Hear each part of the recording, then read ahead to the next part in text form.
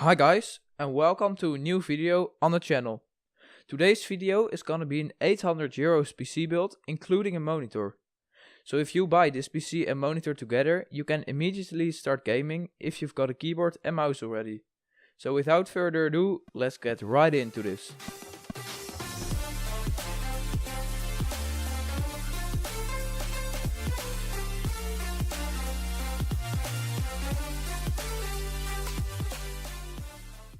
If you're shopping for the cheapest games on the market, make sure to visit g2a.com. The link to their website will be in the video's description. The idea behind this video was to create a PC for people who are new into PC gaming.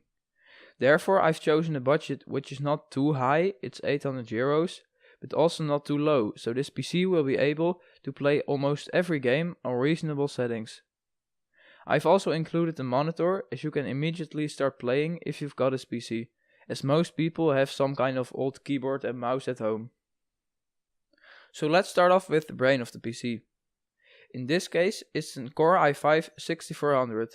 I know it's not a Kaby Lake CPU, so the newest Intel series CPUs, but it's a very decent CPU and it has 4 cores, so it's excellent for budget gaming. The base clock frequency is 2.7 GHz and the turbo clock frequency is 3.3 GHz.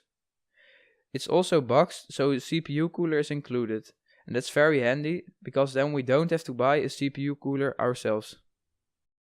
After that, for the motherboard, we've got the ASRock H110M DVS R2.0. It's a micro ATX motherboard and I think it's a very decent motherboard for this PC. This motherboard is featuring 2 DDR4 RAM slots, an Ethernet port on the back and also DVI and a VGA port, which I think is really nice.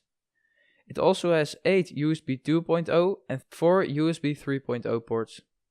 For the RAM, I've gone for an 8GB DDR4 stick of Corsair Value Select.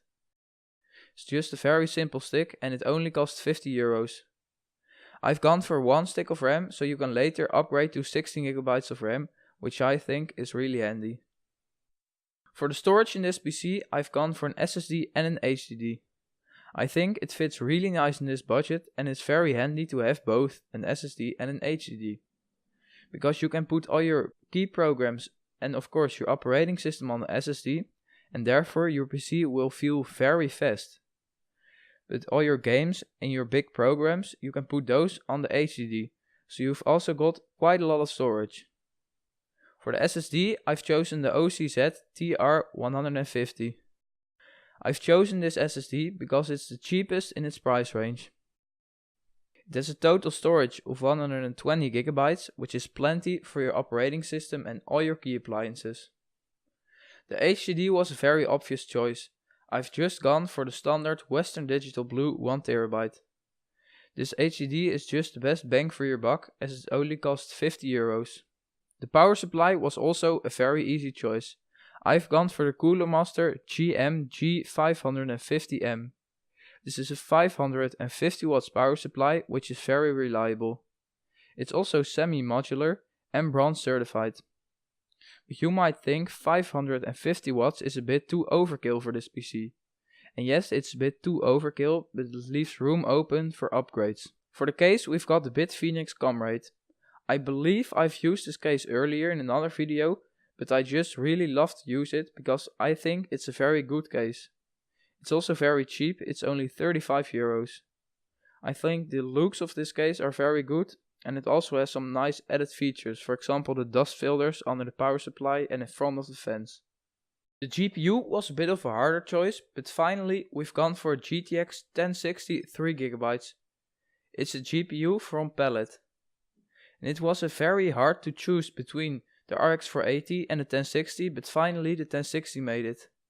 Because it was just a bit cheaper, and I believe the 1060 is a better all-rounder.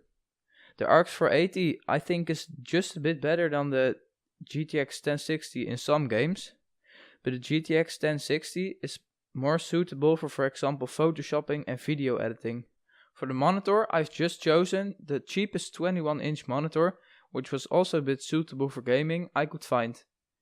In this case I came to an Acer monitor. The price is absolutely amazing. It's only 90 euros.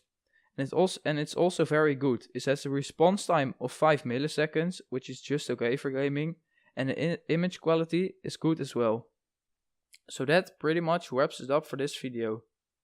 If you like this video, make sure to leave a like. I would really appreciate that. If you want to support us, make sure to subscribe. And I also wanted to start a new kind of series, some videos, where I will show you the best tech deals there are on the market right now.